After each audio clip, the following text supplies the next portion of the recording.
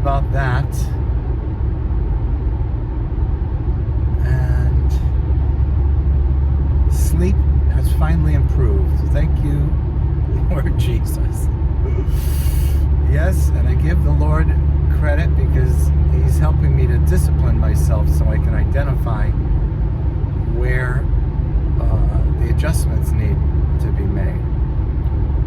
And we are well on our way to having a full night's sleep. Oh yeah.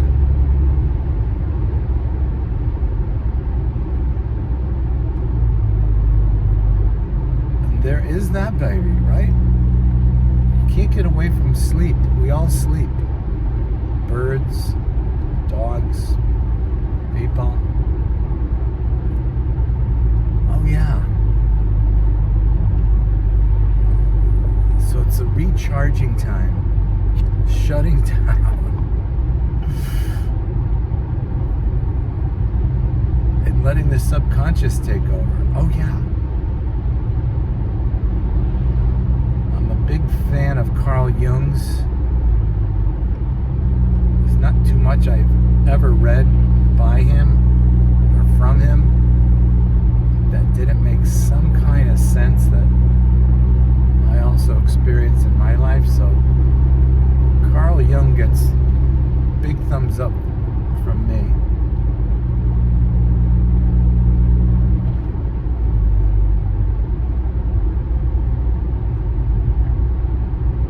You know, and one of his things is that our identity gets expressed in challenging ways that we call shadow.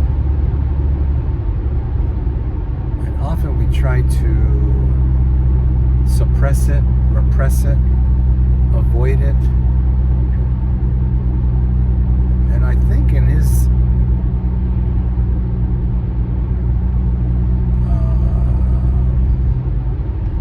field of study, he advocates embracing it.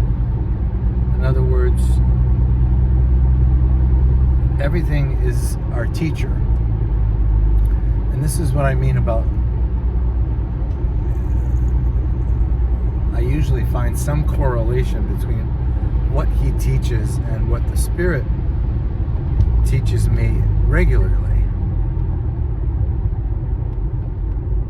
And that is this idea of embracing all in order to learn from everything that's occurring, much of which is just how we think or how we act or how we dream.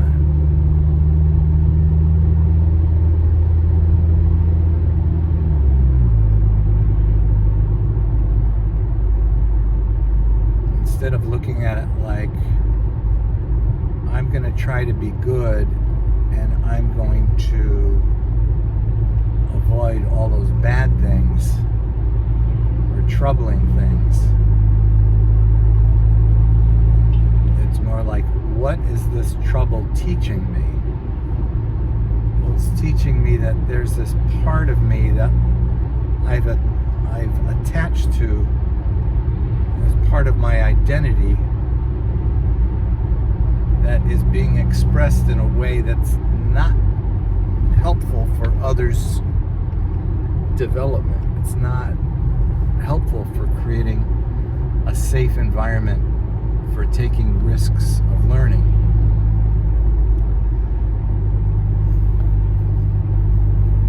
So in that sense, you embrace the learning instead of being afraid of what it's showing you about yourself.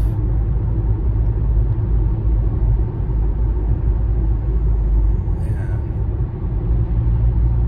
I'm not sure how he resolves that tension. It might be in what he calls individuation, but in the Spirit, it's simply submitting to the work of God and being taught by Him regarding every aspect of ourselves. All the things that bless us and all the things that trouble us. Because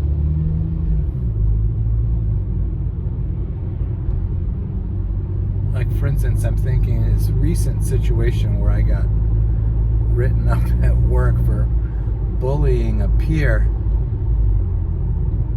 It wasn't that I was bullying her, it was that I was passionately defending a position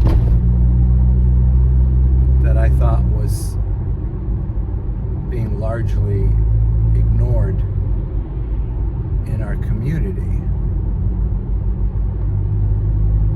And so what I learned from that is it's not what I'm saying that is wrong, it's how I'm saying it.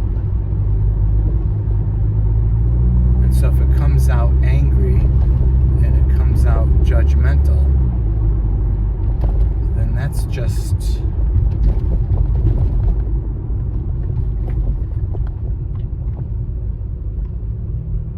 me reacting to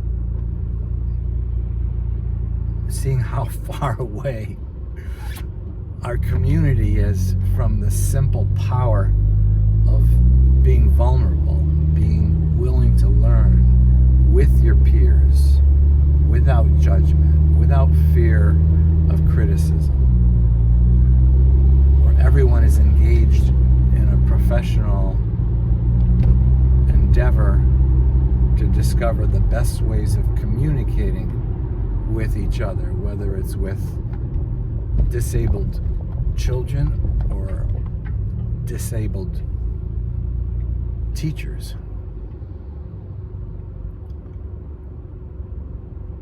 So that shadow self that gets angry and lashes out, it's just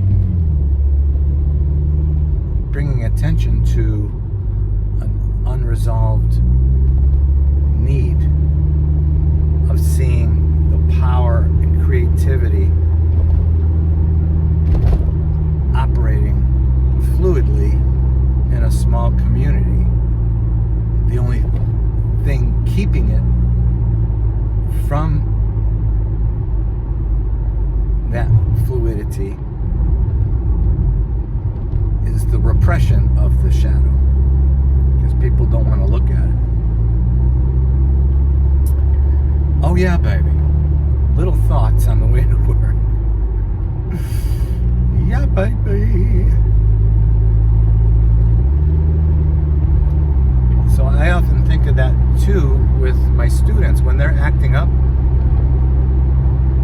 and they're presenting something that's really untoward or unkind or disrespectful or disruptive.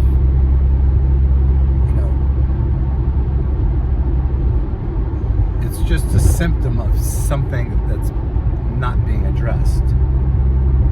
So it really doesn't do any good to just